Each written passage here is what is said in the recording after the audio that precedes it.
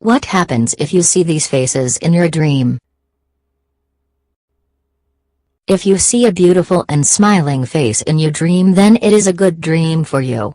This dream says that in coming future a lot of good time is waiting for you.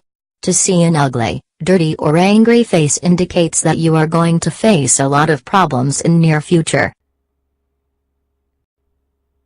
If a youngster see an ugly, worried or an angry face, or he see that his girlfriend is getting old, then it indicates that soon he is going to lose his girlfriend. If someone see his own face in dream, then it is an indication of an upcoming domestic problem. To see a stranger's face or an angry face of someone else in your dream, indicates that you will face some incoming negative issues from your enemy, while seeing your own face in your dream indicates that in your waking life you are at a losing end.